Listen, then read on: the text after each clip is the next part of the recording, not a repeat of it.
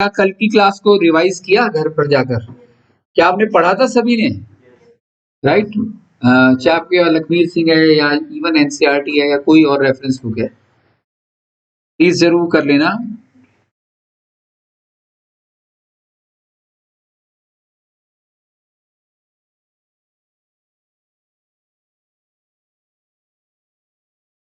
So in the last class we covered the historical detail about the periodic table, where we started with the Devonian tribe, then followed by the Newton's laws of octave, Mendeley's periodic table, the anomalous behavior of Mendeley's periodic table in terms of hydrogen, advantages and disadvantages of Mendeley's periodic table. That's what we have covered.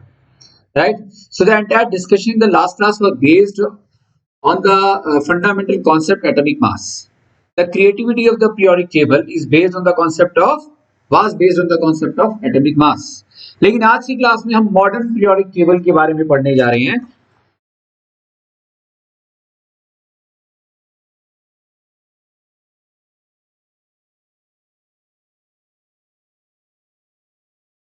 In 1800 and 1913, Mosley was the chemist, right, who proposed that. ध्यान से सुनिएगा, बहुत ही important session है. 90% इस chapter में question आज की class से रिलेटेड आएगा. राइट, लास्ट क्लास का मैंने बता दिया था advantage disadvantage of Mendeleev's periodic table. Right, second number पर है limitation of Newton's laws of octaves. ये दो question. So 1916, Mosley the chemist proposed that atomic number is a more fundamental concept to describe a periodic table rather than the atomic mass. Right, इसने ये कहा कि atomic number को ज्यादा जो कि फंडामेंटली हमें कंसीडर करना चाहिए for the creation of periodic table instead of atomic mass. Why is it so? क्योंकि तब तक हमारे पास फंडामेंटल पार्टिकल्स की डिस्कवरी खासकर प्रोटॉन और इलेक्ट्रॉन की हो गई थी. राइट, एटॉमिक नंबर क्या होता है ये हमें पता लग गया था, मास नंबर क्या होता है ये हमें पता, राइट, की प्रोसेस में हम थे. राइट, तो एटॉमिक नंबर ये पाया गया कि एटॉमिक नंबर एक हर एटम का एक एटॉमिक नंबर होता है, और this is considered to be the number of protons और the number of electrons. Right, तो एटॉमिक नंबर एक यूनिक नेचुरल नंबर है. जब हम एटॉमिक मास की बात करते हैं तो कोबाल्ट के केस में हमने देखा था 59.9 था. राइट, निकल का 59.7 था. तो atomic masses can be in terms of decimal values, but as far as the atomic number is concerned, right, it's always been the form of a natural number. So there is always be an increment by 1 as far as the existence of atomic number is concerned. So he proposed that considering atomic number would be more useful in the future rather than the atomic mass to describe a periodic table at its best. Right? So what he suggested to us that the periodic table should be constructed by considering atomic number as the fundamental concept. मैंने ये बात 3-4 बार repeat की. Clear है? कहने का मतलब हुआ कि अगर मैं पीरियोडिक टेबल बनाऊंगा तो मैं क्या करूंगा? The properties of the elements are the periodic function of their. अब तक क्या कहते आ रहे थे? Atomic mass. अब हम क्या कहेंगे? The properties of the elements are the periodic function of their atomic numbers, which means that if we arrange elements in order of increasing atomic number, there occurs a periodicity in the properties. वो कैसे वो बाद में देखेंगे. Right, तो modern periodic table का जो concept था कि हम एलिमेंट्स को कुछ इस तरीके से अरेंज करेंगे कि एटॉमिक नंबर बढ़ते जाएंगे, एक के बाद 2, 3, 4, 5. तो सबसे पहला एलिमेंट लिया हाइड्रोजन. राइट, उसका एटॉमिक नंबर 1. फिर लिया helium 2, lithium 3, so on and so fourth. तो एलिमेंट्स को अरेंज कुछ इस तरीके से किया गया, हॉरिजॉन्टली मूव किया गया. राइट, और एक पीरियोडिक टेबल कंसीडर की just by looking after the increment in the atomic number by 1. Right, तो इस तरीके के अरेंजमेंट को मॉडर्न पीरियोडिक टेबल कहते हैं. और मॉडर्न पीरियोडिक टेबल ये आपके सामने, this is modern periodic table. आप यहां देखिए हाइड्रोजन है,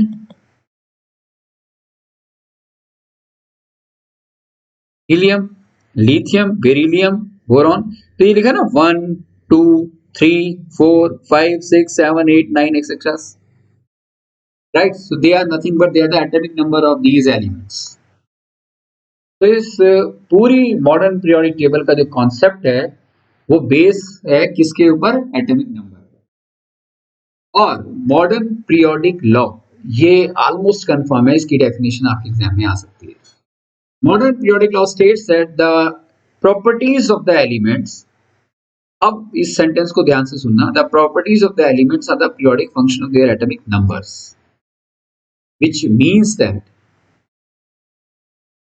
if we arrange the elements in order of increasing atomic number, there occurs periodicity in the electronic configuration of the elements. Electronic configuration भी आप 9th class में कर सकते हैं भाई। एटॉमिक नंबर आपको जो मालूम है, मान लिया 11 एटॉमिक नंबर सोडियम का, तो इलेक्ट्रॉनिक कॉन्फ़िगरेशन का क्या होगा? 281। के एलिमेंट शेल्स के बारे में मैं मान के चल रहा हूँ आपको Bohr's model of atom clear. अगर बोर्स मॉडल ऑफ एटम आता है तो क्लास समझ आएगी, नहीं तो नहीं आएगी, राइट। तो ये मान के चलूं कि आपको आता है इलेक्ट्रॉनिक कॉन्फ़िगरेशन किसे कहते हैं। So the properties of the elements are the periodic function of their atomic number, there if the elements are arranged in order of increasing atomic number, there occurs a periodicity in the electronic configuration. अब ये जो मैंने बोला है इसको समझते हैं।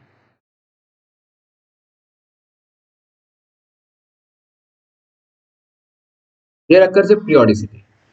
Lithium atomic number कितना है? 3। बेरिलियम चला है ना। इलेक्ट्रॉनिक कॉन्फ़िगरेशन लिथियम का क्या है? 21। इलेक्ट्रॉनिक कॉन्फ़िगरेशन सोडियम का क्या है? 281, right. So there occurs a periodicity in the electronic configuration. अब इस सेंटेंस का मतलब क्या है? The number of valence electrons. अगर हम इलेक्ट्रॉनिक कॉन्फ़िगरेशन करेंगे एलिमेंट्स को अरेंज करते समय, तो एक फिक्स्ड इंटरवल ऑफ टाइम के बाद या एक फिक्स्ड इंटरवल ऑफ एलिमेंट्स के बाद हमको जो नंबर ऑफ वैलेंस इलेक्ट्रॉन्स हैं while executing the electronic configuration वो सेम मिलेंगे। जैसे लिथियम के केस के अंदर वैलेंस शेल के अंदर कितने इलेक्ट्रॉन है? 1। सोडियम के भी वैलेंस शेल में कितना है? 1। इलेक्ट्रॉनिक कॉन्फ़िगरेशन जब लिथियम का किया तो क्या आया? 21। सोडियम का क्या आया? 281, राइट। तो लिथियम और सोडियम का जब इलेक्ट्रॉनिक कॉन्फ़िगरेशन किया तो हमने यहां पर एक पीरियोडिसिटी पाई, किसमें? Electronic configuration. Periodicity in electronic configuration means same number of valence electrons, same number of valence electrons. When elements are in order of increasing atomic numbers, then the same number of valence electron occurs after regular interval, right, which is regarded to be the periodicity in the electronic configuration, which lead to the periodicity in electronic configuration, which lead to the periodicity in the chemical properties of the element, right. This is modern periodic law. मैं दोबारा repeat कर रहा हूं। Modern periodic law states that the properties of the elements are the periodic function of their atomic numbers, which means that when elements are arranged in order of increasing atomic numbers, there occurs periodicity in electronic configuration, which means the number of valence electrons remains be the same while executing the electronic configuration. जैसे carbon का 2,4 है तो silicon का भी क्या है? 2,8,4। तो valence electron silicon के और कार्बन के सेम है, नाइट्रोजन का वैलेंस इलेक्ट्रॉन और फास्फोरस का वैलेंस इलेक्ट्रॉन सेम है। तो this is what do mean by periodicity in electronic configuration, which lead to, जिसके कारण, right, occurs what? The periodicity in the properties of the elements. कहने का मतलब है ऐसे वो एलिमेंट्स जिनका electronic configuration, right, in terms of valence electron same पाया गया, उनकी प्रॉपर्टीज भी सेम होंगी। तो यानी कि नाइट्रोजन के वैलेंस शेल के अंदर 5, फास्फोरस के में भी 5, तो इन दोनों की प्रॉपर्टी सेम। ऑक्सीजन का इलेक्ट्रॉनिक कॉन्फ़िगरेशन में ऑक्सीजन के 6 इलेक्ट्रॉन है, तो सल्फर के भी 6 इलेक्ट्रॉन है, इनकी प्रॉपर्टी सेम है, राइट। फ्लोरीन में 7, इनकी प्रॉपर्टी सेम है। क्या ये बात समझ आई? This is what you mean by the structural base और the fundamental concept for the creation of modern periodic table. Modern periodic table का आधार ये सेंटेंस था जो मैंने आपको अभी बोला। क्या पूछना किसी को कुछ यहां तक क्लियर है या नहीं? Please tell me. अब बात ये उठती है कि ये मॉडर्न पीरियोडिक टेबल का बेसिक एडवांटेज क्या होगा। हमने मैंडलिस पीरियोडिक टेबल में देखा था that the Mendeleev's periodic table failed to explain the position of isotopes. क्योंकि आइसोटॉप्स में क्या था, मास नंबर तो अलग अलग, क्लोरीन का बताया था ना मैंने, क्लास कल ही तो बताया था 35 37 है। तो यानी क्लोरीन एलिमेंट के दो आइसोटॉप्स को एक साथ मॉडर्न मैंडलिस पीरियोडिक टेबल के अंदर नहीं रखा जा सकता, क्योंकि उसका आधार था इंक्रीजिंग एटॉमिक मास।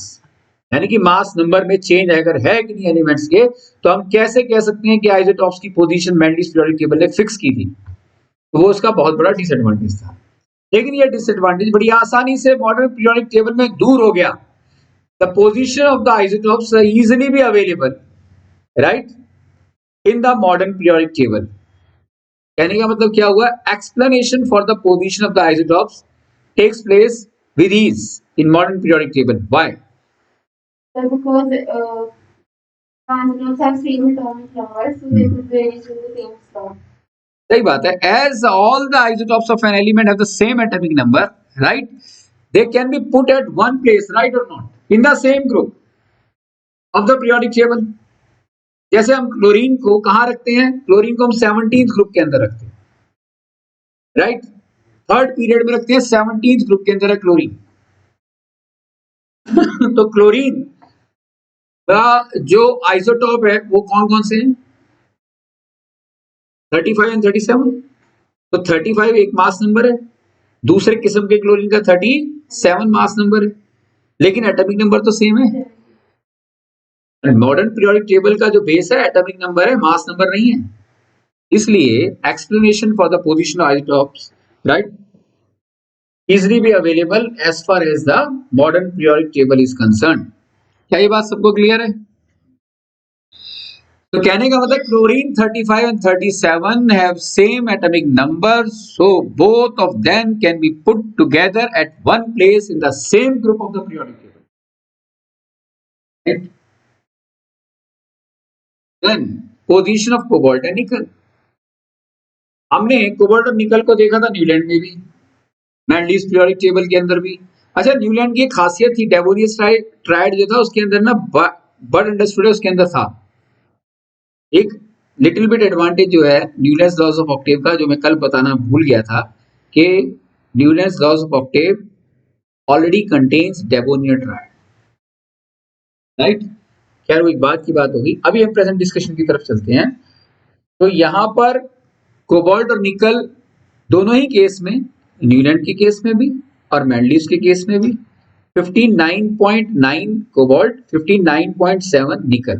तो पहले क्या आना चाहिए था, निकल 59.7, फिर क्या आना चाहिए था, कोबाल्ट। है ना गड़बड़? मैंडलिस में भी थी, लेकिन ये जो पर्टिकुलर डिसएडवांटेज है बड़ी आसानी से दूर हो गया। क्यों? क्योंकि कोबाल्ट का एटॉमिक नंबर 27 है और निकल का 28। इंक्रीजिंग ऑर्डर ऑफ में आ गया नहीं, तो कोबाल्ट पहले आएगा, निकल बाद में आएगा। तो ये दो इंट्रिंसिक एडवांटेजेस हैं for the creation of the modern periodic table. कोई डाउट बेटा जी?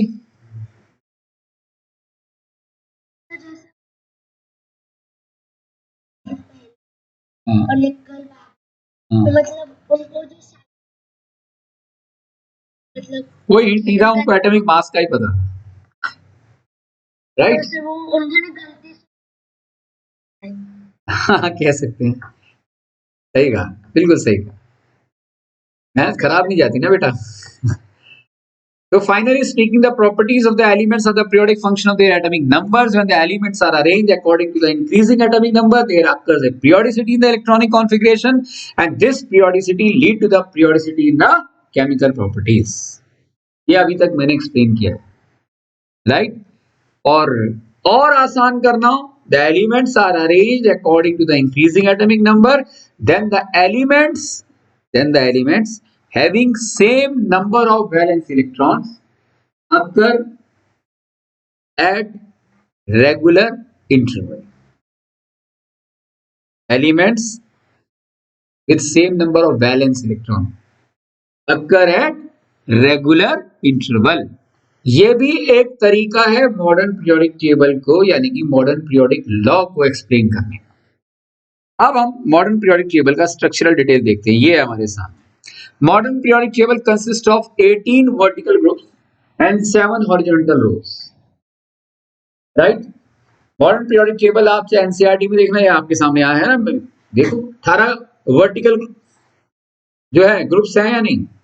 Modern periodic table consist of 18 vertical columns and 7 horizontal rows, 1 2 3 12 13 18। Clear. तो 18 इस तरीके से इमारतें खड़ी हैं और 7 हॉरिजॉन्टल रोज हैं, राइट। 1 2 3 4 5 6 और ये 7। ठीक है। तो अब मॉडर्न पीरियोडिक टेबल के स्ट्रक्चरल डिटेल की कुछ एक्सप्लेनेशन आपके सामने मैं रख रहा हूं। मॉडर्न पीरियोडिक टेबल क्या कोई भी टेबल याद करने की जरूरत नहीं है, लेकिन मॉडर्न पीरियोडिक टेबल बनी कैसे है, उसमें कौन से एलिमेंट्स कहाँ हैं इन terms of their own nature, उसका पता रहना यकीनन हमारे लिए जरूरी है। तो शुरुआत मैंने कहा से कि it consist of 18 vertical columns known as groups and 7 horizontal rows known as periods, and hence a modern periodic table consists of 18 groups and 7 periods, right? The first two group, यहां से देखिएगा, the first two group, group 1 and group 2 की बात कर रहा हूं, right? चलिए उस पे भी हम थोड़ा बाद में आते हैं। पहले हम ये देखते हैं कि ये जो पीरियड्स हैं, हर पीरियड के अंदर कितने एलिमेंट्स हो सकते हैं। अब मॉडर्न पीरियड टेबल को ध्यान से देखो, पहले पीरियड के अंदर कितने एलिमेंट है, सिर्फ 2। दूसरे के अंदर कितने, 8। पहले के अंदर 2 है, दूसरे में आप काउंट करोगे 8 आएंगे, तीसरे में भी 8 है, राइट। फोर्थ के अंदर 18 है, फिफ्थ के अंदर 18 है, सिक्स के अंदर 32 एलिमेंट्स है, 7 इज येट टू कंप्लीट, अभी भी काम चल रहा है, राइट। इलेक्ट्रॉनिक कॉन्फ़िगरेशन जब हमने किया था KLMN, maximum electrons that K can accommodate are 2, L 8, M 18, वो आगे फ्यूचर में पता लगेगा आपको, राइट। जब आप क्वांटम नंबर्स के बारे में पढ़ेंगे वहां आपको बहुत गहराई में पता लगेगा कि एग्जैक्टली इलेक्ट्रॉनिक कॉन्फ़िगरेशन भला क्या है, करते कैसे, राइट। तो फिलहाल हमें ये देखना है कि ये जो मॉडर्न पीरियोडिक टेबल में जो 7 रोज हैं, पीरियड्स हैं, किस पीरियड में कितने एलिमेंट्स हैं। पहले में 2, दूसरे में 8, तीसरे में 8, चौथे में कितना, fourth one consist of 18, fifth is also 18, six is 32 and 7 तो अभी भी काम चल रहा है। क्लियर। तो दूसरी important information about the modern periodic table clear है या नहीं। The third one, the first and second group are basically the group of lighter metals. The first group is alkali metals, the group of alkali metals, and the second is alkaline earth metal. And both the metals are considered to be the normal metals, in fact the normal elements, right? First and second group belongs to normal elements. इसी तरीके से the elements that are available in the 13th to 18th group, right? 13 to 17, sorry 18 नहीं, 13 to 17 are also regarded to be the normal elements, the existence of normal elements. Periods की तो बात मैंने बता दी ना। तो पहले ग्रुप में और दूसरे ग्रुप के अंदर मेटल्स हैं, लाइट मेटल्स हैं। पहले ग्रुप के मेटल्स का नाम है एल्कली मेटल्स, दूसरे ग्रुप का है एल्कलाइन अर्थ मेटल। और थर्ड से लेकर सॉरी 12 से लेकर 13 से लेकर 17 तक, 13 से 17 तक ही नॉर्मल एलिमेंट्स हैं, लेकिन वो कौन से हैं, नॉन मेटल्स, राइट। तो ध्यान से देखो, पहला ग्रुप और दूसरा ग्रुप की मैं आपको एक्सप्लेनेशन दे चुका हूं, और 13 से लेकर 17 तक कौन है, नॉन मेटल्स। और 18 ग्रुप के अंदर नॉर्मल गैस एलिमेंट्स हैं, unreactive, whose gas electronic configuration is already being achieved, not naturally being achieved, right. Now the elements which are available in the right from the third group to the 12th group, तीसरे group से 12वें group तक जो elements हैं उन्हें हम transition और inner transition elements कहते हैं, राइट। मैंने आपको बताया था difference between normal elements and transition elements and inner transition. वो क्या डिफरेंस बताया था कल की क्लास में, how to identify that the give what is the silent feature of normal element.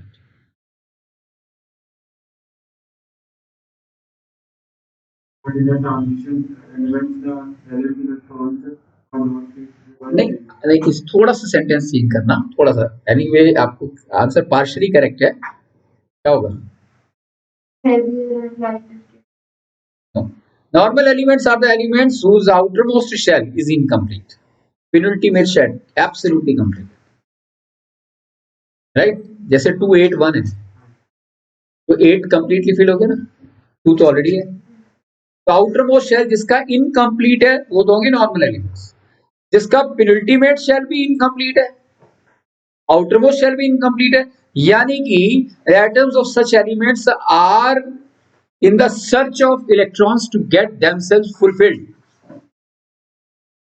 they are being in the process of being filled ये वो कोशिश कर रहे हैं फिल होने की लेकिन हुए नहीं है मैंने बताया ना आयरन के बारे में कल तो ऐसे एलिमेंट्स को सारे हुए कुछ तो ऐसे एलिमेंट्स को हम ट्रांजिशन और इनर ट्रांजिशन अरे भाई यहाँ देख सिद्धार्थ कहाँ ध्यान है तुम सब यहाँ देखो इंपॉर्टेंट डिस्कशन चल रहा है भाई तुम्हारे फायदे के लिए सबका फोकस यहाँ होना चाहिए तो transition and inner transition elements जो होते हैं वो हैवी मेटल्स हैं और वो जितने भी मेटल्स हैं कहाँ मिलते हैं तीसरे ग्रुप से 12वें ग्रुप के अंदर क्लियर आप पीरियोडिक टेबल को ध्यान से देखो 19 20 21 22 एकदम इंक्रीजिंग ऑर्डर ना the creation of the modern periodic table takes place by the increment in the atomic number by 1 right 37 38 चलते जा रहे हैं फिर हम कहाँ आए ध्यान से देखो 57 टू 71 अब भाई ये 57 से 58 लिखना चाहिए था 59 लिखना चाहिए था नहीं लेकिन ये क्या किया इन्होंने 57 टू 71 एक ही स्लॉट में लिख दिया एक ही स्लॉट में नहीं लिखा प्रैक्टिकली तो 57 का 58 ही आएगा लेकिन 57 टू 71 एलिमेंट्स जो हैं कुछ स्पेशल एलिमेंट्स हैं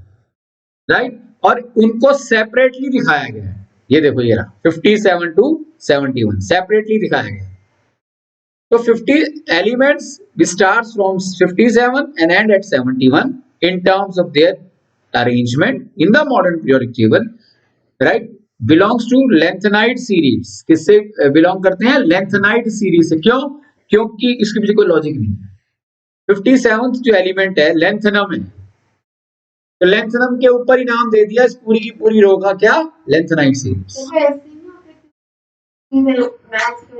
नहीं बिल्कुल भी नहीं पीरियड्स में तो वैसे ही नहीं मैच करती The properties of the lanthanum is absolutely different from cesium right so what I want to say कि 57 to 71 जो एलिमेंट्स एग्जिस्ट करती हैं मॉडर्न पीरियोडिक टेबल में उन सभी एलिमेंट्स को हम लेंथनाइड सीरीज के एलिमेंट्स कहते हैं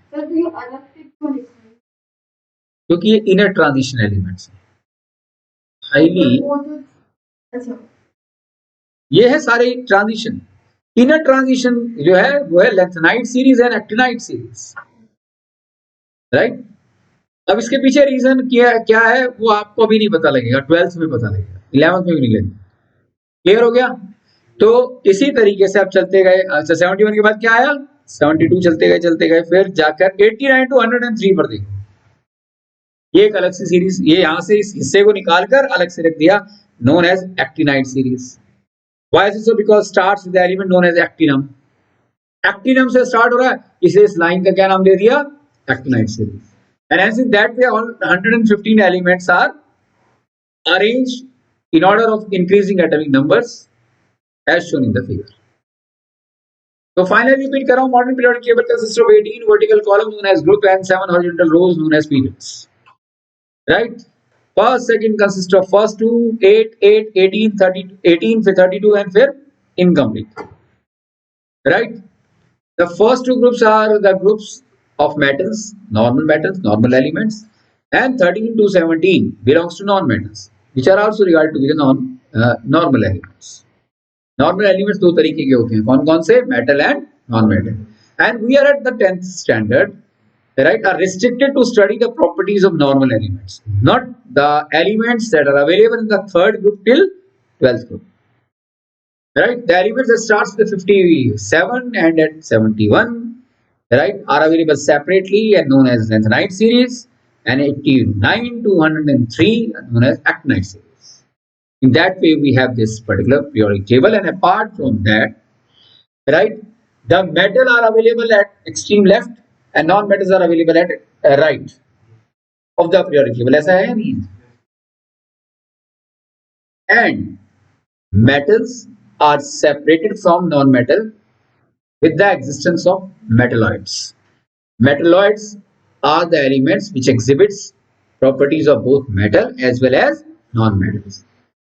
यानी कि इस पीरियोडिक टेबल के अंदर कुछ एलिमेंट्स ऐसे हैं जिन्हें हम मेटलॉइड्स कहेंगे. ये वो एलिमेंट्स हैं जिनके अंदर मेटल की भी फीचर हैं और नॉन मेटल के भी फीचर हैं. और ये जो एलिमेंट्स है ये एक तरीके से बाउंड्री की तरह एक्ट कर रहे हैं. मेटल को अलग कर देते हैं with respect. We can say that the separation of metal with respect to non-metal takes place due to the existence of or because of the accomplishment or the existence of metalloids. कौन कौन से metalloids? देखो यहाँ पर silicon, ये जो ज्यादा dark दिखाई दे रहा है ना, यहाँ पर ये ज्यादा डार्क दिखाई दे रहे हैं ना, silicon, germanium, arsenic, antimony, tellurium, polonium, तो zigzag मैनर में है कुछ इस तरीके से. The existence of metalloids in the modern periodic table are available in the zigzag manner, and this particular zigzag manner actually separates the metal with respect to non-metal. भाई चाहे heavy metal हो चाहे normal metal हो, लेकिन metal तो है ही ना left side में. राइट साइड के अंदर क्या है? Non metal. और दोनों का सेपरेशन किसके थ्रू हो रहा है? कौन सी वो बाउंड्री है? मेटलॉइड. भाई यहां तक कोई डाउट? कहानी समझ आ गई पूरी? किसकी स्ट्रक्चरल एक्सप्लेनेशन क्लियर है? Yes, sir. ऋषिता, नियति, आप सबको समझ में आ रहा है? Yes, sir. फाइन. अब हमें पढ़ना किसके बारे में? Now we are interested to study about the properties of the elements which are known as normal elements. यानी कि the elements which are available in the first and second group, then followed by the group from 13 to 17 group. Right? 18 को भी हम consider करेंगे कुछ special कारणों से. देखो पहला ग्रुप, दूसरा ग्रुप के बारे में पढ़ेंगे, फिर उसके बाद third, fourth, fifth, six, seventh, eighth. यानी कि हम तो पढ़ेंगे सिर्फ 8 ग्रुप के. 18 में से कितने ग्रुप के बारे में पढ़ेंगे हम? 8 ग्रुप के बारे में. राइट? ग्रुप 1, ग्रुप 2, ग्रुप 13, 14, 15, 16, 17 जो एलिमेंट्स यहाँ पर एग्जिस्ट कर रहे हैं. तो मैं दोबारा पूछ रहा हूँ, यहाँ तक कुछ पूछना है? अब देखो, without looking at the periodic table, will it be possible for us to identify the exact position of an element? मतलब अगर आपको किसी एलिमेंट का इलेक्ट्रॉनिक एटॉमिक नंबर मालूम है तो बट अंडरस्टूड इलेक्ट्रॉनिक कॉन्फ़िगरेशन भी मालूम है. आज का नॉर्मली तो बड़े आराम से पॉसिबल है. तो मान लिया एक एलिमेंट है जिसका एटॉमिक नंबर 16 है. इलेक्ट्रॉनिक कॉन्फ़िगरेशन क्या होगा उसका? 286. राइट? तो वो कौन से पीरियड से बिलोंग करता है, कौन से ग्रुप से बिलोंग करता है, ये कैसे पता लगेगा? ध्यान से सुनना. The period number actually belongs to the number of shells, right, while executing the electronic configuration of that element. Number of shells कितने हैं? 286 में कितने शेल्स हैं? 3. 1 2 3 या KLM है ना? KLM 3 शेल्स हैं. तो 3 shells corresponds to the third period. Potassium electronic configuration क्या है? 2 8 8 1 4. तो कौन से पीरियड से बिलोंग करेगा? तो period number actually refers to the number of shells, principal shells, while executing the electronic configuration of the said element, जिसके बारे में पूछा गया. क्या ये बात समझ आ गई? तो how to identify the period number clear? अब how to identify the group number? अब ग्रुप नंबर के केस में सुनना, अगर वैलेंस शेल में एक इलेक्ट्रॉन है या 2 इलेक्ट्रॉन, मान लिया वैलेंस शेल के अंदर एक इलेक्ट्रॉन है, तो कौन से ग्रुप से बिलोंग करेगा? पहले से. अगर वैलेंस शेल में 2 इलेक्ट्रॉन, जैसे मैग्नीशियम है, मैग्नीशियम का 12 एटॉमिक नंबर, तो इलेक्ट्रॉनिक कॉन्फ़िगरेशन क्या होगा उसका? 282. तो पीरियड क्या हो गया उसका? 3. ग्रुप क्या हो गया इसका 2. If the valence shell consists of one, either one or two, that means the element belongs to the either first group or the second.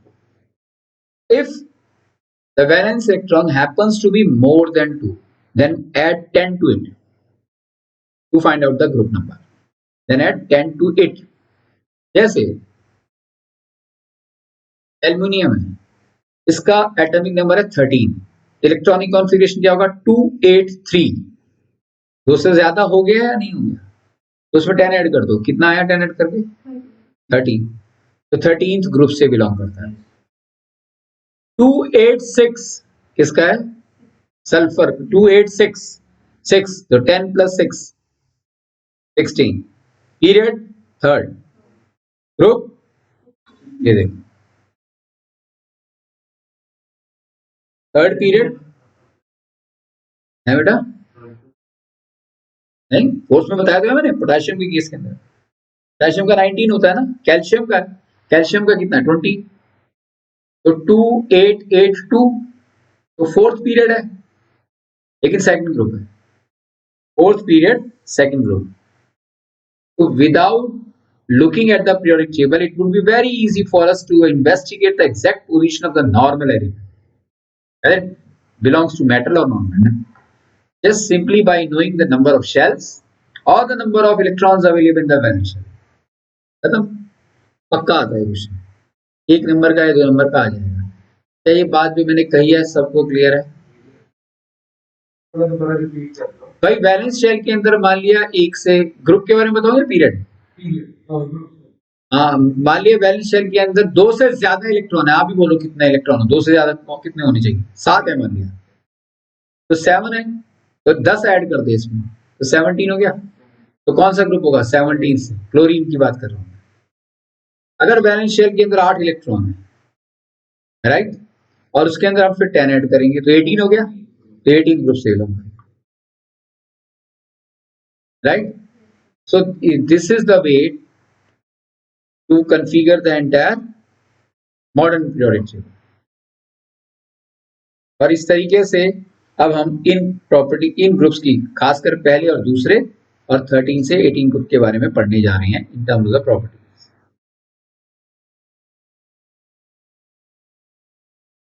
हमारा यहाँ 60% चैप्टर खत्म हो गया. अभी तक कुछ पूछना है? हाँ बेटा.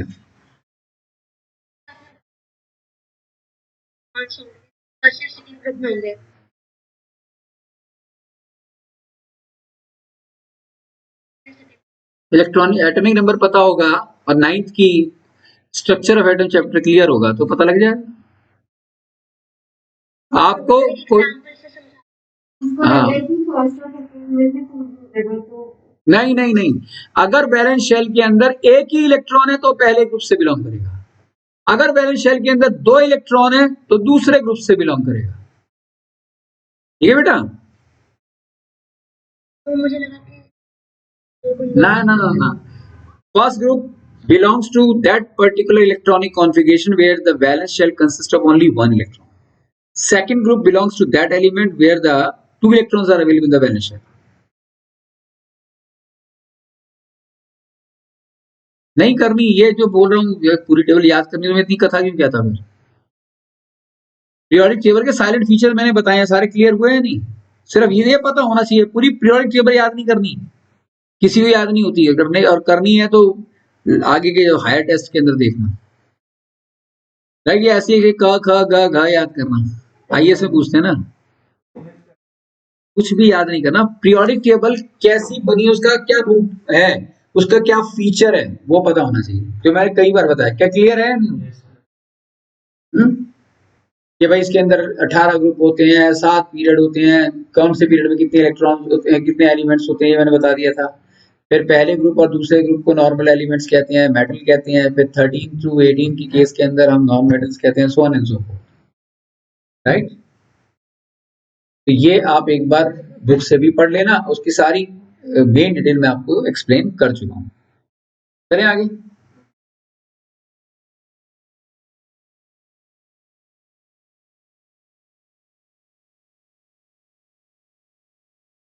नेक्स्ट कैरेक्टरिस्टिक फीचर ऑफ, अब हमें पढ़ना है characteristic feature of periods and groups.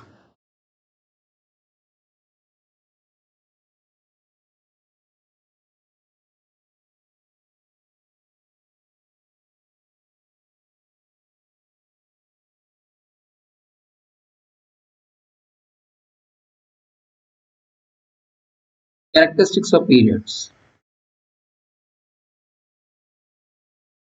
Is in monetary periodic table. तो पीरियड की क्या कैरेक्टरिस्टिक फीचर है, ये है हॉरिजॉन्टल रोज की, और वर्टिकल कॉलम की क्या है। We are now about to start the properties to understand the properties of period, right beta, and then the properties of vertical column groups. So starting with the properties of or the characteristic feature of periods. तो मैं एक third period उठा लेता हूँ। Third period में मतलब मैंने ले लिया sodium, right, magnesium, aluminium, silicon, phosphorus, sulphur, chlorine and argon.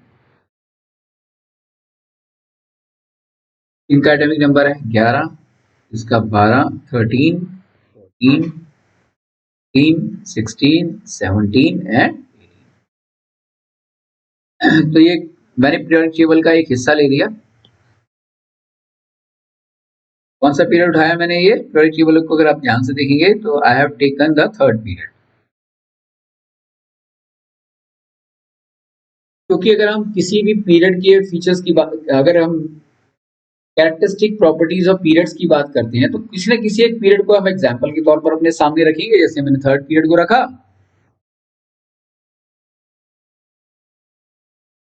Right,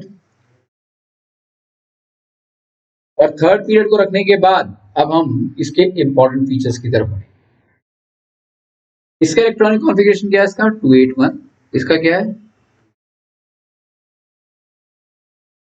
इसका क्या है 284, इसका क्या होगा 285, इसका होगा 286, इसका होगा 287, 288। तो कैरेक्टरिस्टिक फीचर के अंदर द फर्स्ट वन,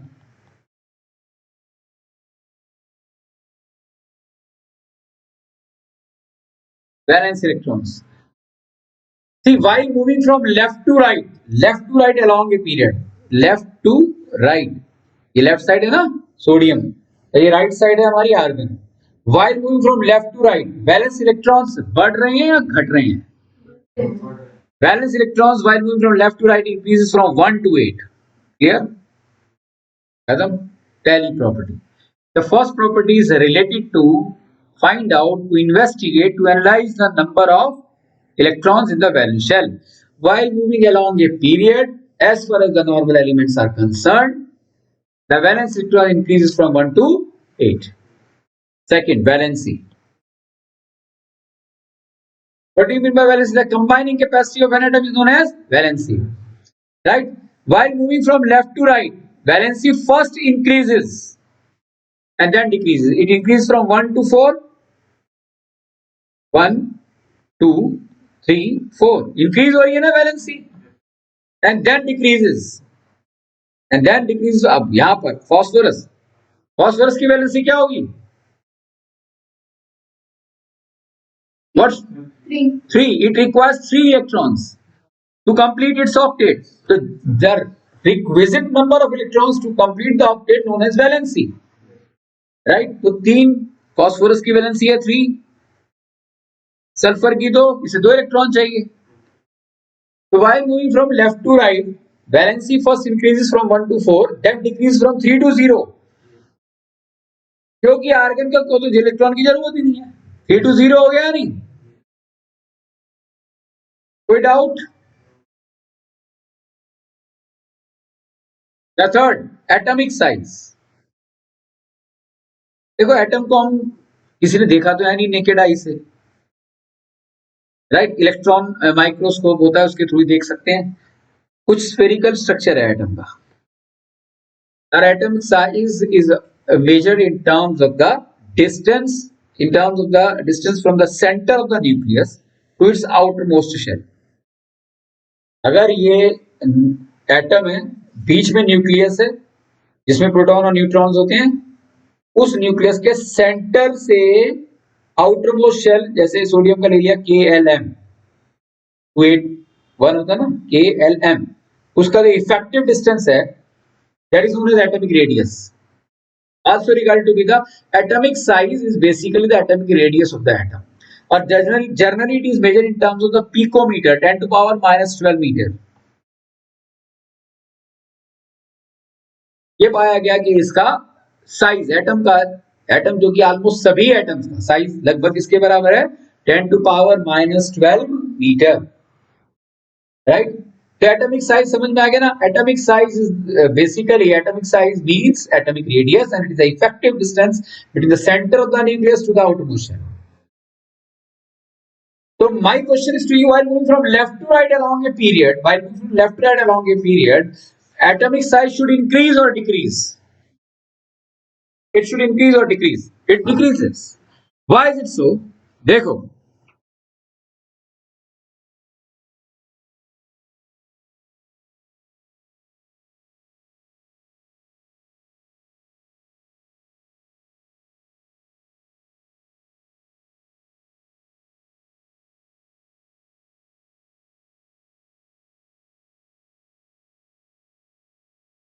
हमने सबसे पहला एलिमेंट कौन सा लिया? सोडियम. 281, 282, 283 for example 284. ऐसे ही जाएंगे तो लास्ट में क्या आ जाएगा? 288, 287. मैं कहता हूं यहाँ 7 ले लेता हूं. राइट. ये बहुत ही important. While moving from left to right along a period, atomic size decreases. Why? This question will be there in the exam. Why is it so? आप देखो, जैसे जैसे हम लेफ्ट टू राइट मूव कर रहे हैं, नंबर ऑफ वैलेंस इलेक्ट्रॉन्स बढ़ते जा रहे हैं. नहीं, the number of valence electron increases by 1. तो नंबर ऑफ वैलेंस इलेक्ट्रॉन्स बढ़ते जा रहे हैं. एटॉमिक नंबर क्या है? 10, 11, 11, 12, 13. एटॉमिक नंबर बढ़ रहा है, यानी कि नंबर ऑफ इलेक्ट्रॉन्स बढ़ रहे हैं. तो नंबर ऑफ प्रोटॉन्स भी तो बढ़ रहे हैं इन द न्यूक्लियस. न्यूक्लियस में नंबर ऑफ प्रोटॉन्स भी. Atomic number is either the number of protons और number of electrons. If I am saying that the atomic number of one element is 13, aluminium की बात कर रहा हूं, तो उसके केस के अंदर उसके प्रोटॉन भी कितने हैं? 13 प्रोटॉन, जो कि कहां है? Positively charge body. किसके अंदर? न्यूक्लियस में. इलेक्ट्रॉन क्या है? Negatively charge body. Positive and negative attract one another. So the entire configuration of the atom is maintained by the force of attraction between the nucleus and the outermost shell. And that force of attraction takes place between the nucleus and the outermost shell. तो nucleus जो है positive charge है, outermost shell जो है negatively charge है because of the existence of valence electron. तो nucleus उसे खींचता है अपनी तरफ, आउटर मोस्ट शेल को. राइट. तो आप देखो, जैसे जैसे न्यूक्लियर चार्ज बढ़ेगा, यानी कि नंबर ऑफ प्रोटॉन्स बढ़ेंगे, तो न्यूक्लियस की power to attract the valence shell increase होगी.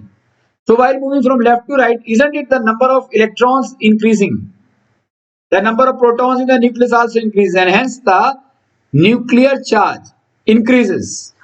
While moving from left to right, अगर nuclear charge increase होगा तो न्यूक्लियस आउटरमोस्ट शेल को ज्यादा अपनी तरफ खींचेगा. ज्यादा अपनी तरफ खींचेगा तो डिस्टेंस कम होगा. डिस्टेंस कम होगा तो एटॉमिक रेडियस कम होगा और साइज ऑटोमेटिकली कम होगा. So while moving from left to right along a period, right, atomic size decreases because of the enhanced nuclear charge of the nucleus to attract the valence shell towards itself, which leads to the decrease in the size of the atom. Right? क्या ये बात समझ में आ गई? Nuclear charge को दोबारा explain कर. जो कि nuclear charge is basically the charge acquired by the nucleus, which is due to the persistence of protons in it. Protons are positively charged, electrons are negatively charged. So positive and negative attract. So if I am talking about a nuclear charge, that means I am talking about the protons available in the nucleus of the atom. Right? Yes.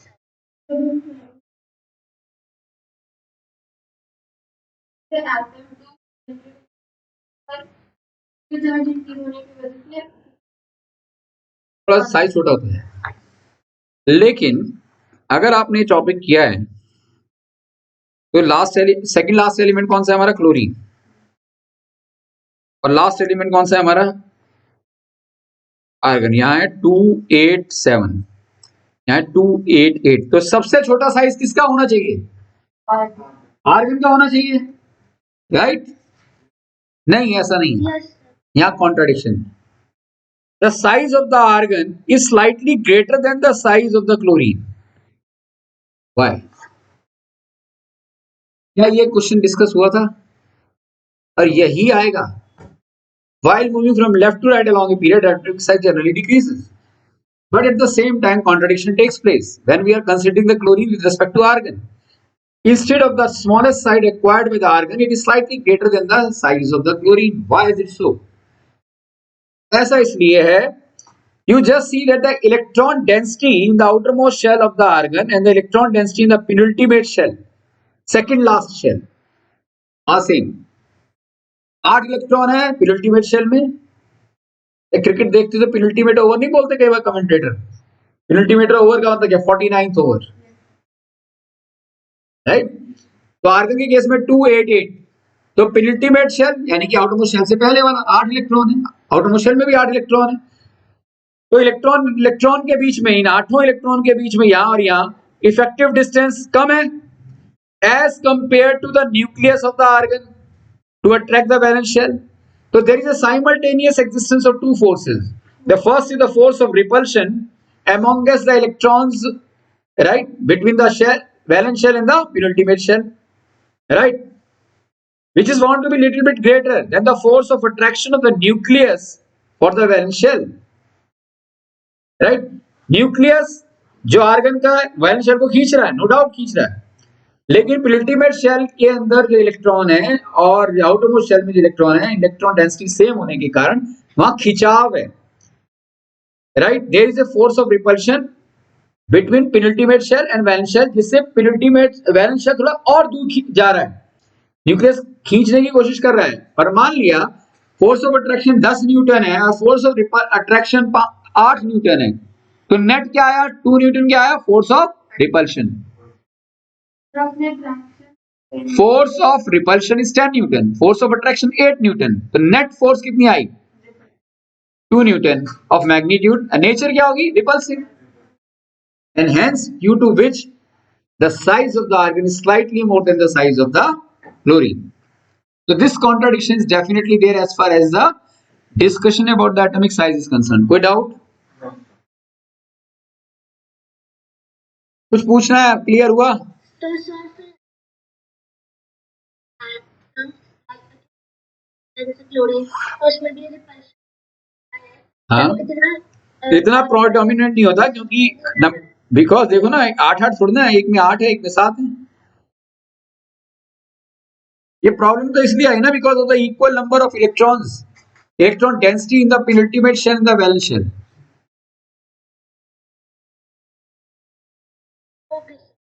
Right? तो I hope the atomic size is clear to you.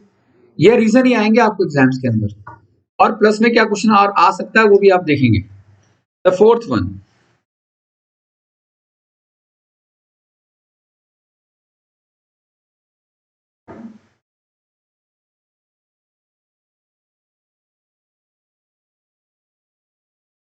Metallic character.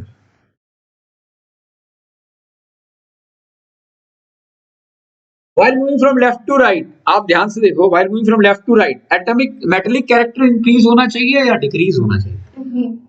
While moving from left to right, सबसे best metal है और extreme right में सबसे best non metal है। तो while moving from left to right along a period, यानी कि period की में अगर ये खोजना चाहें कि मेटालिक कैरेक्टर क्या है किसी भी पीरियड का, लेफ्ट टू राइट जब मूव करेंगे, सोडियम और मैग्नीशियम एक्सेट्रा से जब राइट की तरफ जाएंगे तो मेटालिक कैरेक्टर खोता जाएगा, बीच में मेटलॉइड आ जाएगा, आ गया ना सिलिकॉन, और उसके बाद फिर नॉन मेटल की शुरुआत हो जाएगी। And hence we can say that while moving from left to right metallic character decreases. Why the metallic character decreases? Why? Excellent. Because of the decrease in electropositive character and increase in electronegative character. The tendency of the atom to release electron जितनी decrease होगी उतना उसका metallic behaviour कम होता जाएगा, और जितनी tendency to accept electron increase होती जाएगी उतना नॉन मेटालिक कैरेक्टर बढ़ता जाएगा। सोडियम आसानी से इलेक्ट्रॉन खो सकता है, मैग्नीशियम को थोड़ी सी दिक्कत आएगी, 2 इलेक्ट्रॉन तो ये भी खो देगा, लेकिन isn't it magnesium is less reactive than sodium. Aluminium is in fact rather least reactive as compared to magnesium and sodium. Right, silicon के साथ तो और भी गड़बड़ है, 4 इलेक्ट्रॉन आ गए। कोई भी मेटल जो होगा मैक्सिमम 3 इलेक्ट्रॉन खो सकता है, राइट, 1, 2 या 3। 4 अगर इलेक्ट्रॉन वैलेंस शेल में आ गए तो उसे हम क्या कहेंगे, मेटल एक्सेप्ट कार्बन। कार्बन एक नॉन मेटल है, प्योर नॉन मेटल है। इसका एटॉमिक नंबर 6 है, 2 4। क्लियर, हम पढ़ भी चुके हैं उसके बारे में। क्लियर हो गया? So why is it so? While moving from left to right, the metallic character decreases because of the decrease in electropositive behavior. The tendency of the atom to release electron decreases, which means electropositive character, and the tendency to gain electron increases. क्योंकि आप देखो phosphorus gain करेगा, 3 electron चाहिए। Sulphur तो आसानी से 2 electron को gain कर लेगा, क्लोरीन को तो सिर्फ 1 ही चाहिए। It's best non metal. Argon की गैस पॉसिबल ही नहीं है, वो तो नॉबल गैस है, already inert gas, electronic configuration उसका। भाई क्लियर हो गया? रीजन क्लियर होना चाहिए, right. The next is chemical reactivity. क्या होना चाहिए बताओ? Please tell me about chemical reactivity. कौन बताएगा? Chemical reactivity decreases, right. आज क्या क्लियर है?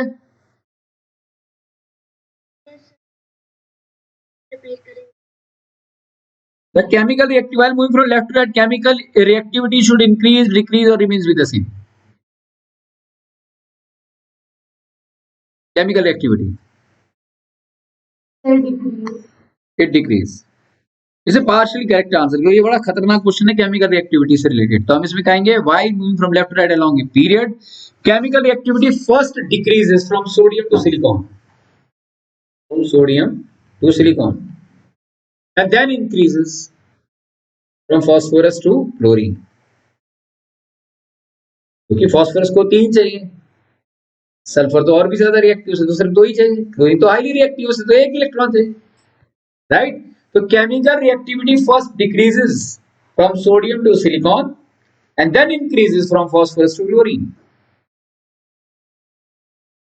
right? ये फिफ्थ इंपॉर्टेंट फीचर हो गया। Sixth, nature of oxide. कौन बताएगा nature of oxide while moving from left to right? Basic acidic की बात कर रहा हूं मैं, यानी कि while moving from left to right the basic character decreases, acidic character increases. The basic feature of the elements decreases, the basic oxide character decreases and acidic oxide character increases. Clear है या नहीं सबको? भाई बोल तो दिया करो please. Next, ionisation energy. लेकिन इस चैप्टर को जो मैं बता रहा हूं ना, इसी को क्लियर होगा जिसको atom and nucleus structure of atom 9th class का आता होगा। नहीं तो बहुत सारी बातें ऊपर से भी जा रही होंगी, may be possible. Ionization energy is the amount of energy required to release electron. Work function बताया था ना जो मैंने फिजिक्स के अंदर, वही आयोनाइजेशन एनर्जी है। तो while moving from left to right, ionization energy increase होगी या डिक्रीज होगी? फर्स्ट इंक्रीजेस देन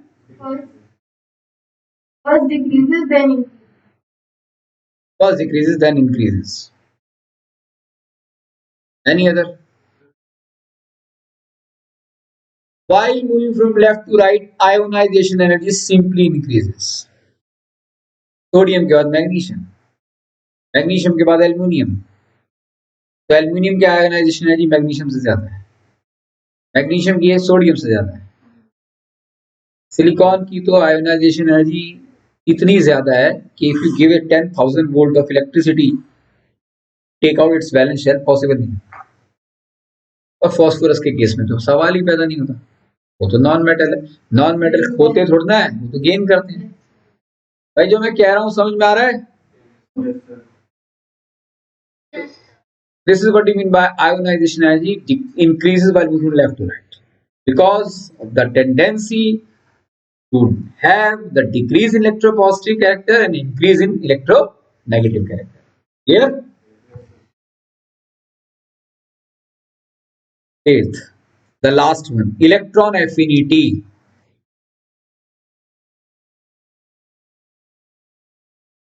अब इलेक्ट्रॉन देखो, ionization energy is the intrinsic feature of metal. और मुझे पूरी उम्मीद है कि स्कूल में नहीं हुआ होगा ये discuss. Electron affinity is the intrinsic feature of non metal. तो ध्यान से सुनिएगा, क्या होती है electron affinity? Electron affinity is the amount of energy released, amount of energy released when an atom accepts an electron or electrons in its outermost shell। जब एक atom अपने आउटरमोस्ट शेल में बाहर से कोई इलेक्ट्रॉन को खींचता है, अपने पास रखता है, तो उसने जैसे इलेक्ट्रॉन को एक्सेप्ट किया, तो करने के बाद वो एनर्जी रिलीज करता है। कोई भी चीज स्टेबल तब मानी जाती है साइंस में, इवन लाइफ में भी, जब एनर्जी लेवल मेंटेन हो। अब बात करते हैं हम सल्फर की, 286। उसको 2 इलेक्ट्रॉन चाहिए। वो 2 इलेक्ट्रॉन जैसे उसके अंदर आएंगे, तो उस नए मेहमान को 2 को आने के लिए, वहां जगह देने के लिए वैलेंस शेल में, राइट, और परमानेंटली वहां रखने के लिए सल्फर क्या करेगा? एनर्जी रिलीज करेगा। और यह माना जाता है इस system is considered to be stable, highly stable with minimum energy. Enthalpy and entropy chemistry में पढ़ोगे, थर्मोडायनामिक्स में, वहां आपको पता लगेगा कि क्यों एक सिस्टम स्टेबल तब माना जाता है जब उसकी एनर्जी मिनिमम होती है, right. If you slap somebody, तो वो एनर्जी हाई होगी या लो होगी? That's it, right. ठीक है, if you talk to somebody with good heart, तो ऑब्वियसली सब बातें शांति से होगी, राइट। तो excitement always enhances the energy, instability enhances the energy, stability decreases the energy। तो इनकमिंग इलेक्ट्रॉन जब आए, और जितनी ज्यादा एनर्जी रिलीज होगी उतनी इलेक्ट्रॉन एफिनिटी ज्यादा है। क्यों? क्योंकि electron affinity simply means what? Amount of energy released while accepting an electron और इलेक्ट्रॉन्स, राइट। लिखो electron affinity. Electron affinity is defined as the amount of energy. Electron affinity is defined as the amount of energy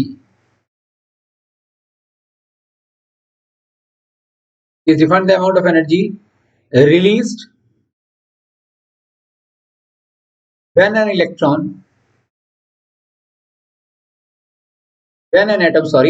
atom accepts an electron, when an atom accepts an electron or electrons in its outermost shell।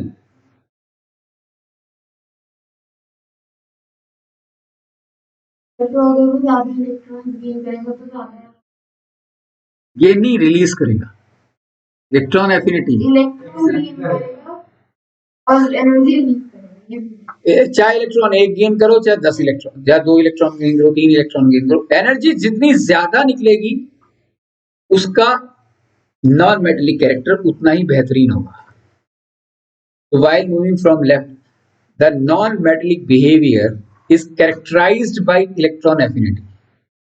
And electron affinity, the element with more electron affinity means acquired with the excellent non-metallic behavior with respect to another one। तो जैसे chlorine है वो, अब आ रहा हूं मैं इसी बात पर। फॉस्फोरस 2 इलेक्ट्रॉन गेन करेगा, नाइट्रोजन 3 इलेक्ट्रॉन गेन करेगा, इलेक्ट्रॉन एफिनिटी है उसकी अच्छी है, लेकिन सल्फर से कम है क्योंकि उसको 2 इलेक्ट्रॉन चाहिए। क्लोरीन की इलेक्ट्रॉन एफिनिटी सबसे ज्यादा है, वो सबसे ज्यादा एनर्जी रिलीज करेगा, राइट। कम इलेक्ट्रॉन ज्यादा एनर्जी। यस, जितनी acceptance of electron, number of electrons कम होते जाएंगे, उतना इलेक्ट्रॉन एफिनिटी इंक्रीज होती जाएगी। तो मैं एक इलेक्ट्रॉन को एक्सेप्ट करना आसान है, 2 इलेक्ट्रॉन को एक्सेप्ट करना लिटिल बिट टीडियस है। तो उसमें तो ज्यादा एनर्जी एनर्जी ज्यादा नहीं, एनर्जी स्टेबिलिटी कब होगी? मैंने यही तो कहा, stability depends upon the minimum amount of energy. एक इलेक्ट्रॉन आएगा तो मैक्सिमम एनर्जी रिलीज करेगा वो। एटम की ये नेचुरल, हम जो पढ़ रहे हैं ये नेचुरल फिनोमिना। तो सबसे ज्यादा एक्सीलेंट नॉन मेटेलिक बिहेवियर किसमें मिलेगा? क्लोरीन में, क्योंकि उसकी इलेक्ट्रॉन एफिनिटी मैक्सिमम है। Electron affinity configures the stability, it configures the stability by releasing the maximum number of and maximum amount of energy. And it's experimentally found that while accepting a single electron by the chlorine, it releases the amount of energy which is the maximum as compared to the rest of the non-metal in that particular period. Right? So ionization energy, मैं अब आपसे question पूछना चाहता हूं। मैंने कहा ionization energy is the characteristic feature of metal. तो metal का, एक बेहतरीन मेटल का कि आयोनाइजेशन एनर्जी कम होनी चाहिए या ज्यादा होनी चाहिए? कम होनी चाहिए, क्योंकि एक एक्सीलेंट मेटल की आयोनाइजेशन एनर्जी कम होनी चाहिए या ज्यादा होनी चाहिए? क्यों? क्योंकि उसे इलेक्ट्रॉन खोना है, और खोने के लिए जितनी आसानी से आप, जितनी कम एनर्जी की जरूरत हो तो उतनी ज्यादा आसानी से खोएगा। सोडियम को आप हवा में नहीं रख सकते, it catches fire within no time, उसको कोई बाहर से एक्सटर्नल रीजन की जरूरत ही नहीं है। Right? So ionization energy, which is a characteristic feature of metals, should be as low as possible to impart the excellent characteristic behavior of metal in that particular element. Vice versa is true for electron affinity and the non-metal. Right? So this ends up the discussion as far as the characteristic feature of periods are concerned.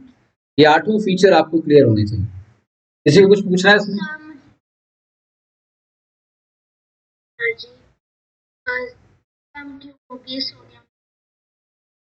क्योंकि sodium electron release करेगा ना बेटा। Yes sir. तो जो release करते समय जिसको कम से कम एनर्जी की जरूरत पड़ेगी, क्योंकि अगर आपको उसका मतलब आयोनाइजेशन एनर्जी की डेफिनेशन क्लियर नहीं है। Ionization energy is the amount of energy required. जितनी कम एनर्जी की जरूरत होगी उतना ज्यादा एक्सीलेंट मेटेलिक क्रिएटर होगा, बिहेवियर होगा। तो सोडियम जो एक इलेक्ट्रॉन खोता है उसे किसी एक्सटर्नल सोर्स से एनर्जी की जरूरत ही नहीं है, वो आसानी से इलेक्ट्रॉन खो देता है। इसलिए sodium is an excellent metal. Magnesium भी खोता है, वो 2 इलेक्ट्रॉन खोता है, लेकिन 2 इलेक्ट्रॉन को खोने के लिए थोड़ी ज्यादा एनर्जी की जरूरत है। एल्यूमिनियम को 3 इलेक्ट्रॉन रिलीज करने हैं तो उसे और भी ज्यादा एनर्जी की जरूरत है। अब क्लियर है आज क्या? इलेक्ट्रॉन तो फिर वो एनर्जी रिलीज होनी चाहिए। क्लोरीन की होगी, फास्फोरस की क्यों होगी?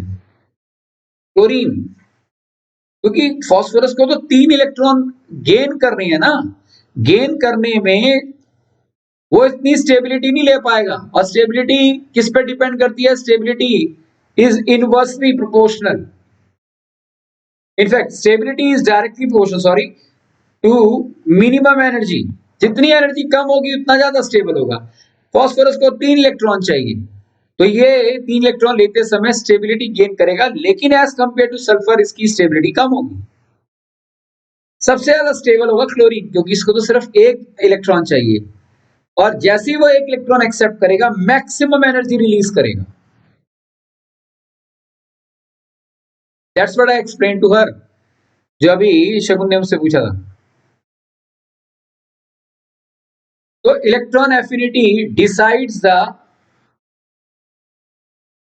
Characteristic feature of non metal किस तरीके से कि अगर किसी एलिमेंट की इलेक्ट्रॉन एफिनिटी मैक्सिमम है और एक किसकी होगी? जो मिनिमम नंबर ऑफ इलेक्ट्रॉन्स को एक्सेप्ट करेगा, वो उतनी ज्यादा एनर्जी रिलीज करेगा। और सबसे मिनिमम नंबर ऑफ इलेक्ट्रॉन्स कौन गेन कर रहा है? क्लोरीन। तो क्लोरीन सबसे ज्यादा एनर्जी रिलीज करेगा।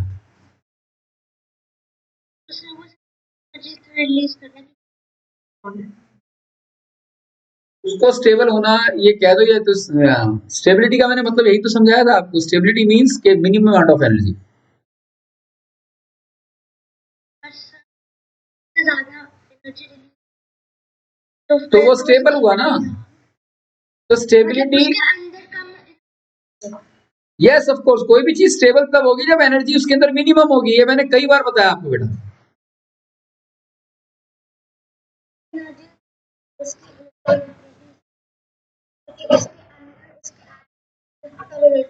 नहीं, फिर आप गलत ले रहे हो। हमें इलेक्ट्रॉन एफिनिटी से कंसर्न होना चाहिए। उस क्लोरीन के अंदर क्या एनर्जी है हमें उससे कोई लेना देना नहीं है। हमको सिर्फ एक बात समझनी है कि हर वो एलिमेंट जो सबसे ज्यादा एनर्जी रिलीज करता है वो सबसे ज्यादा नॉन मेटलिक बिहेवियर लिए हुए है, और उसके अंदर खुद में कितनी एनर्जी ज्यादा या कम है we are not concern about it.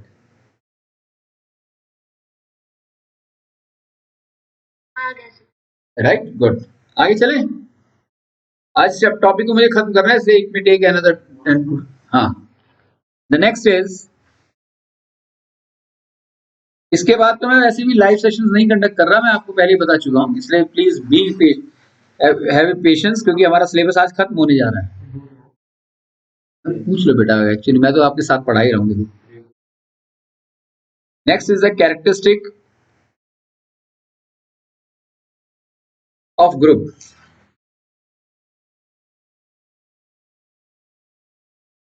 Groups का मतलब मैं किसकी बात कर रहा हूँ, ये राइट, ग्रुप्स की बात कर रहा हूँ मैं, वर्टिकल कॉलम्स की।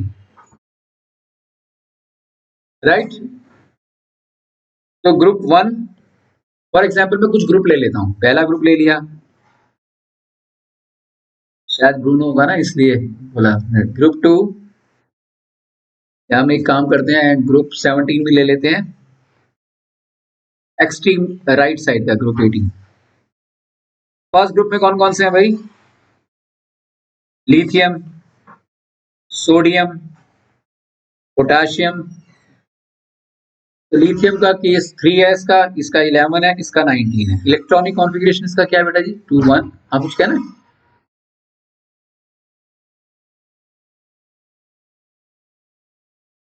मैंने अभी कहा ना 10 से 15 मिनट लगेंगे। अगर ऐसा है तो बेटा आप क्लास छोड़ सकते हो, 10 से 15 मिनट लगेंगे। आप ही के भले के लिए कह रहा हूँ, नहीं तो 15 मिनट के लिए आपका एक्सटेंड हो जाएगी class. Right, are you really taking interest और not? I also don't want to waste my energy. समझ आ रहा है या नहीं? तो बेटा थोड़ा पेशेंस रखो। जब अगर आप तो डॉक्टर बनना चाह रहे हो, वैसे ही डॉक्टर का मतलब समझ रहे हो, 8-8 घंटे क्लास अटेंड करनी होगी, फिर क्या करोगे? बेरिलियम, मैग्नीशियम, कैल्शियम, बेटा ये सेकंड ग्रुप है।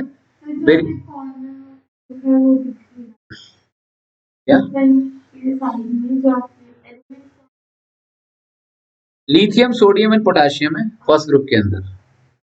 बेरिलियम के केस में बेटा देखिएगा, थोड़ा सीधा पेशेंस रख बेटा है। राइट, ये आज समझ में तो आ रही है ना क्लास सारी, तो बस फिर थोड़ी देर की तो बात है। राइट बेटा, कैल्शियम 17 ग्रुप लेते हैं। फ्लोरीन, क्लोरीन, ब्रोमीन और आयोडीन ले लेता हूँ। क्लोरीन का एटॉमिक नंबर 9, क्लोरीन का 17, मीन का 35 है आई थिंक सो। ये याद करने की जरूरत नहीं है तुम्हें वैसे, तो मैं तो सालों से दे रहा हूँ इसलिए थोड़ा क्लियर है। 27 हो गया इसका इलेक्ट्रॉनिक कॉन्फ़िगरेशन। इसका क्या हो गया, 287। इसका होगा 2 8 18 और 7 और 53 है। ये 53 में होगा 2 8 होते हैं दूसरे में, फिर होते हैं 18, फिर 18, फिर 7।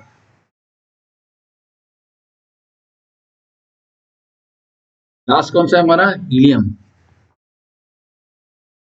नियॉन।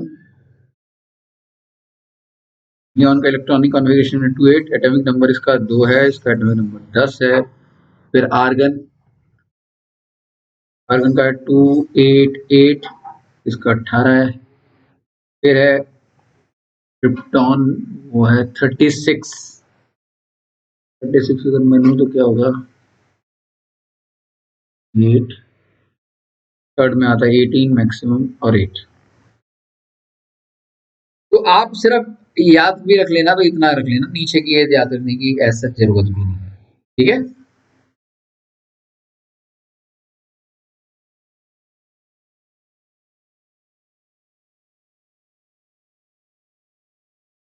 देखो 10 से 15 मिनट लग सकते हैं।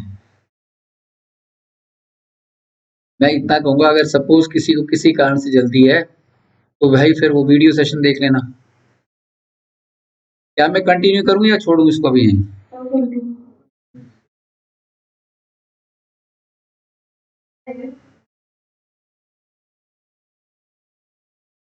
18:7 हाँ, 2 8 18 7 के करीब है। यस, 18:7 अभी नहीं, क्वांटम नंबर क्लियर होगा था। अभी आप सिर्फ ये देखो वैलेंस शेल कितने हैं, में कितने इलेक्ट्रॉन है? 7। मैं तो उल्टा कह रहा हूँ, ब्रोमीन का भी हमें एटॉमिक नंबर याद रखने की जरूरत नहीं है। हाँ, इतना जरूर याद रखना है, फ्लोरीन आता है, क्लोरीन आता है, ब्रोमीन आता है और आयोडीन। 17 ग्रुप के 4 एलिमेंट जरूर याद रखने हैं while understanding the characteristic feature of group, right. First वही valence electrons. So while moving from left to right कह रहा था ना मैं यहाँ पर। अब बेटा जी, while moving from top to bottom, ऊपर से लेके नीचे तक, वैलेंस इलेक्ट्रॉन्स क्या होंगे ग्रुप के? Definitely same. फर्स्ट ग्रुप के इलेक्ट्रॉन सेम, सेम, सेम और same. While moving from top to bottom, clear हो गया? The valence electron remains with the same. Valency क्या होगी? While moving from top to bottom valency क्या होगी? वो भी सेम होगी। भाई क्लियर है यहां तक सभी को? राइट, बस क्या क्लियर है? Atomic size while moving from top to bottom, atomic size increase होगा डिक्रीज होगा? Atomic size increase while moving from top to bottom in a particular group, atomic size increases. Why it increases? number of shell increase Just simply by the addition of one more shell. जैसे to, इसके अंदर क्या है? के L, ये हो गया ना के एल एम, एक और शेल आ गया ना के एल एम एन। तो देखा जाए वैलेंस शेल दूर होता जा रहा है, राइट। इसलिए कारण वैलेंस शेल तो दूर होगा न्यूक्लियस से, तो एटॉमिक साइज बढ़ता जा रहा है। क्लियर? अभिनंदन, समझ में आया? तो while moving from top to bottom, ठीक है ना Siddharth, atomic size increases just because of the simply just because of the increase in the number of shells by one, right? The fourth one, metallic character। देखो group के अंदर खासकर देखिए, पहला दूसरा ग्रुप तो किसका ग्रुप है? मेटल का। और ये कौन सा है? नॉन मेटल का, राइट। तो मेटेलिक कैरेक्टर यानी कि मैं कौन से ग्रुप की बात करना चाहता हूं? First and second. तो while moving from top to bottom, metallic character increase होना चाहिए या डिक्रीज होना चाहिए? बताइए। क्या इंक्रीज होगा डिक्रीज होगा? Metallic character while moving from top to bottom decrease होगा। क्या ये सही आंसर है? मेटेलिक कैरेक्टर इंक्रीज होगा। क्यों इंक्रीज होगा? Because of the decrease in ionization energy भी कह सकते हैं, because of the increase in electropositive character भी कह सकते हैं। आप ध्यान से देखिए, 2 8 है, सॉरी 2 1 है लिथियम का, 2 8 1 है, 2 8 8 1 है। तो वैलेंस शेल दूर होता जा रहा है ना न्यूक्लियस से, तो फोर्स ऑफ अट्रैक्शन उतनी कम होती जा रही है, तो उसे उतनी कम एनर्जी चाहिए इलेक्ट्रॉन्स को रिलीज करने के लिए। यानी कि ionization energy while moving from top to bottom decreases, due to which metallic character increases. Clear?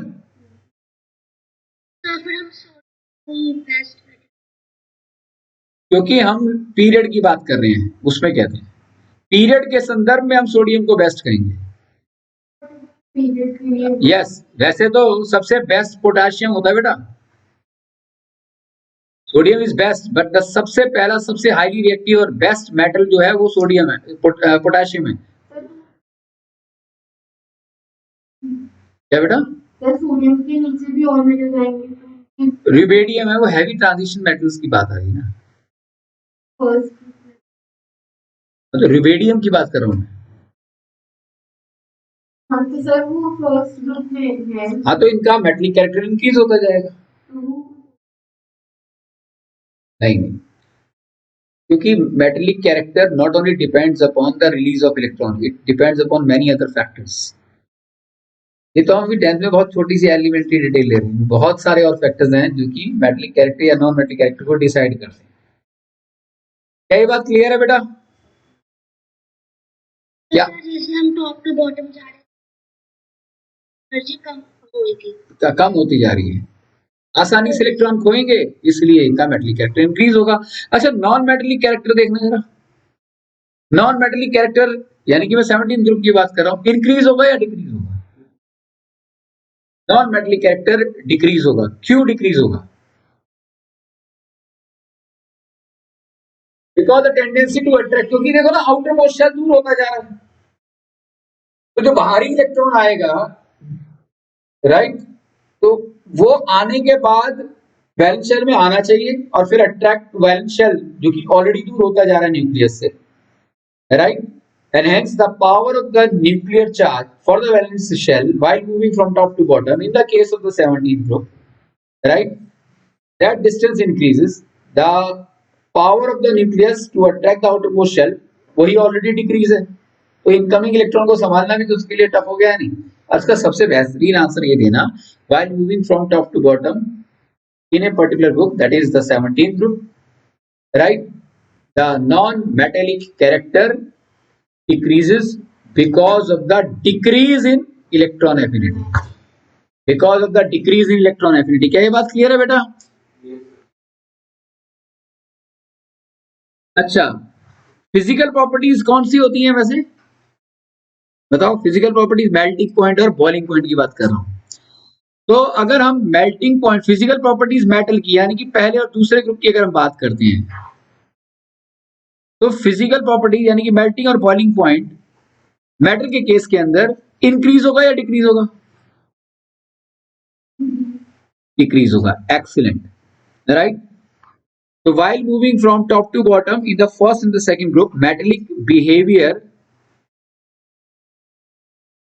in fact, metallic नहीं, melting point and boiling point decreases।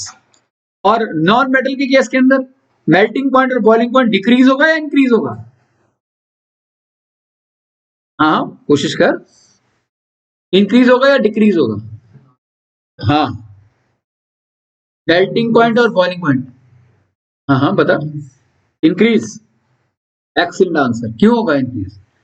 क्योंकि हाँ, क्या रीजन हो सकता है भाई? फ्लोरीन गैस है, क्लोरीन गैस है, ब्रोमीन तो लिक्विड है, आयोडीन सॉलिड है। Physical state also matters, right? समझ में आ गया ना? Here, तो ionization energy increases while moving from top to bottom. Electron affinity decreases in the case of the non-metal from top to bottom.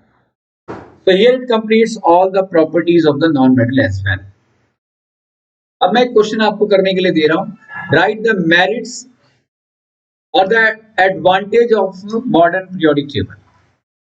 ये आपका सेल्फ डूइंग है, अपने आप करना है आपने।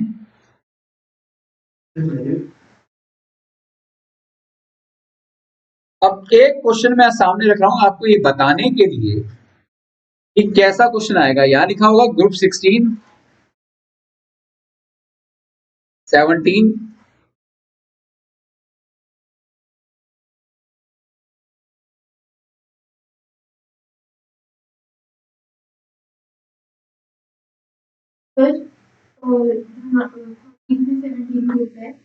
इलेक्ट्रॉन एफिनिटी डिक्रीज होगी ना। ऐसा ना एक क्वेश्चन आपको आने वाला है, यहाँ लिखा होगा ग्रुप 16, कुछ ये 3 डैश है, ये बी लिखा हुआ है, ये सी, यहाँ डैश, ये ए, फिर ऊपर, बस जस्ट 2 मिनट्स। क्वेश्चन है, state weather A is a metal और नॉन मेटल। ए मेटल है या नॉन मेटल है? सेकंड में पता लग गया क्योंकि 17 ग्रुप है। State whether C is more reactive और less reactive than A. C is more reactive or less reactive than A। C और A का कंपैरिजन हो रहा है। C, एक मिनट चुप रहना जिससे पूछूंगा आज क्या, C मोर रिएक्टिव है या लेस रिएक्टिव है as compare to A? Excellent, क्यों? क्योंकि इलेक्ट्रॉन एफिनिटी डिक्रीज होती है। Very good answer. Will C be larger और smaller in size than B? Rishita, B C से स्मॉलर इन साइज होगा? नहीं, सी जो है, सी स्मॉलर होगा या लार्जर होगा? Anshika, excellent answer, she would be smaller. Extreme left में ना पीरियड की बात, बी और सी तो पीरियड की बात हो रही है। क्लियर हो गया ना? ये क्वेश्चन आने वाले हैं। What type of ion, cation और anion formed by A? A cation बनाएगा या एनायन बनाएगा? क्योंकि non metal, non metal always form anion. Sukriti समझ में आ रहा है? तो भाई सीधी सी बात है, अगर पूरा चैप्टर क्लियर हो गया तो इन 4 क्वेश्चंस का 4 नंबर है। जो टाइम वेस्ट होगा आंसर एक वर्ड का लिखने में वेस्ट होगा, यानी कि 10-12 सेकंड के अंदर 4 मार्क्स पक्के होंगे। क्लियर? तो ऐसे बहुत बहुत बहुत सारे क्वेश्चन मैं अपने टेस्ट के थ्रू भी और डीपीपी के थ्रू भी आपको देता ही रहूंगा, आपको आ जाएगा। और स्कूल के प्री बोर्ड वगैरह में तो आप होंगे ही, तो क्लियर ही हो जाएगा। ठीक है ना? लेकिन मेरिट ऑफ पीरियोडिक टेबल भी याद कर लेना, अपने आप बनाना। Periodic table is a convenient way through which we can understand the properties of almost every element. Etcetera etcetera, कुछ अच्छे नोट्स बनाकर 3-4 पॉइंट्स लिख लेना। समझ में आ गया? So here it ends the entire syllabus. Time table में आपको बता चुका हूं। Next week onwards my objective is to make you write under practice. Writing में प्रैक्टिस करो, ठीक है? टेस्ट हमारा 4 से 6 के बीच में हम रखेंगे, राइट? और वो ट्यूसडे और थर्सडे ही रहेगा। कुछ स्टूडेंट्स को मैं मंडे और वेडनेसडे को यहीं बुलाऊंगा काम करने के लिए, राइट? कुछ स्टूडेंट्स को चारों दिन आना कंपलसरी है, कुछ को सिर्फ 2 ही दिन आना है। और जिनको सिर्फ 2 ही दिन आना है उन स्टूडेंट्स को या और दूसरे स्टूडेंट्स को भी जब भी समय हो, जैसे जैसे अपलोड होता जाएगा आपको इन्फॉर्मेशन मिलती जाएगी, रिलेटेड सिलेबस भी कर लेना, right? That's it, meeting now. In terms of doubts अगर कभी आए तो, और इंडिविजुअल डाउट्स अगर कहीं बहुत, अरे एक डाउट तो रह ही गया, और जिसको जाना है जा सकता है। आज के डाउट्स को मैं दूर कर रहा हूँ, 2 मिनट ले रहा हूँ। सर मुझे भी टेस्ट में हाँ हाँ बिल्कुल बिल्कुल, अभी अभी देखते हैं। आज क्या होना भी सेशन में, यानी अगर आपने जाना है तो बेशक जा सकते हो बेटा। A metallic conductor has loosely, अब ये कुछ अच्छा बहुत सारे यहाँ। Alloys are commonly used in electrical heating devices like electric iron and heater। ये बात सही है? सर मुझे भी इसमें डाउट है। हाँ, ये तो ट्रू है। मेरा resistivity of an alloy is generally higher than of its constituent metals। ये कैसे बात हुई? अगर resistivity alloy की ज्यादा होगी तो constituent metals की भी तो resistivity हाई होनी चाहिए जिससे बना है, यानी कि रीजन गलत है।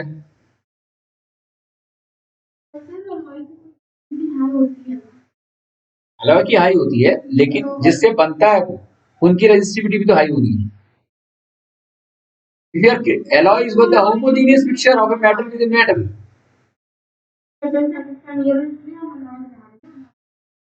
उसकी लो थी तो अलॉय की लेकिन ये specifically related to the metal with respect to metal है। एलॉय हम metal with respect to non metal भी बनाते हैं। Alloy is a homogeneous mixture of a metal with a metal or a metal with a non-metal. If we are talking about the formation of an alloy, which can be used as an electrical device, as a heating element, तो वो जो alloy जिस particular metal से बना है उसकी resistivity भी high होनी चाहिए जिन मेटल से बना।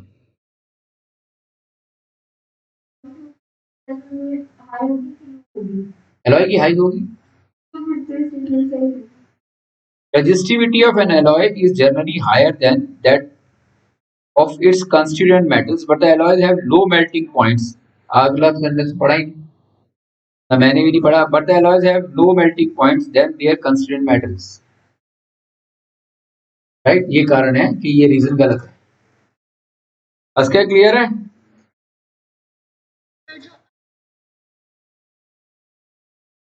अलॉयज और उनके कॉन्स्टिट्यूएंट मेटल्स किसकी ज्यादा होगी? एलॉय की रेजिस्टिविटी नो डाउट ज्यादा है, लेकिन एलॉय की रेजिस्टिविटी जिन मेटल से बनी है उन उन मेटल से ज्यादा नहीं हो सकती, सेम ही रहेगी, बिल्कुल बिल्कुल। अब समझ में आया जो भी आप, हाँ हाँ हाँ, बिल्कुल।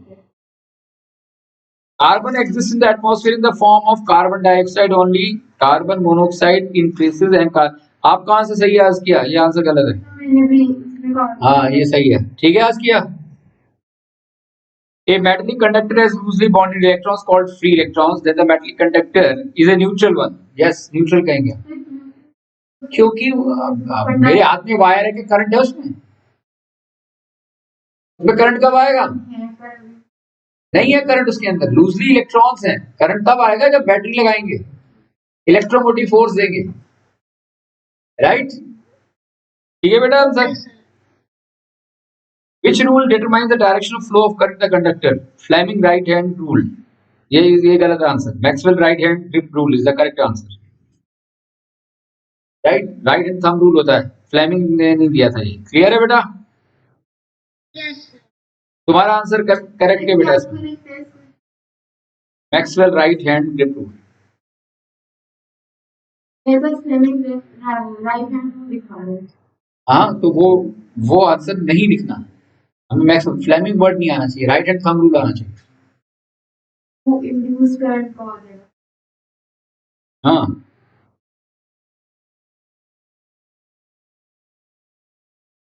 then what is the current rating of domestic circuit used for appliances like electric bulb हो गया, ट्यूबलाइट हो गई, फैन हो गई, ये हल्के डिवाइस है बेटा, हैवी डिवाइसेस में नहीं आते, राइट? हैवी डिवाइसेस में क्या आते हैं हमारे? एसी, मोटर, तो वो यूज करते हैं, उनके जो इलेक्ट्रिकल एनर्जी कंजम्पशन है वो 10 एम्पियर से ज्यादा है। फैन हो गया, ये लाइटर डिवाइसेस हैं, तो इनकी करंट रेटिंग मैक्सिमम 5 एम्पियर या उससे कम होती है, ठीक है?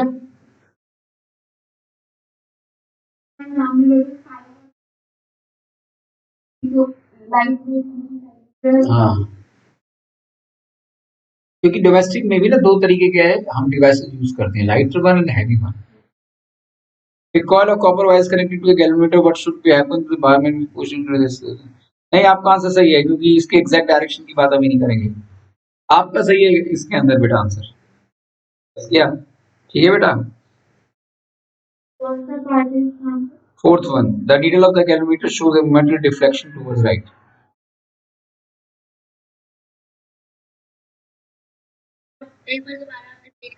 हाँ योर आंसर इज करेक्ट बेटा, मैं ये कह रहा हूँ उसमें।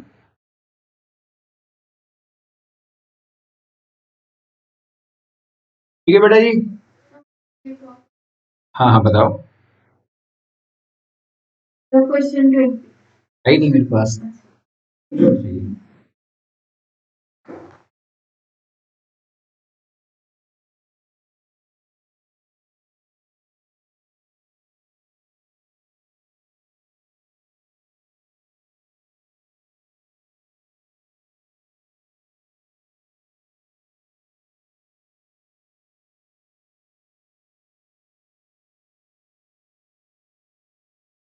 तो that is it, good night बेटा, अगली क्लास में मिलते हैं। थैंक्स फॉर द सपोर्ट, आज सेशन हमारा खत्म हुआ। गुड नाइट बेटा जी।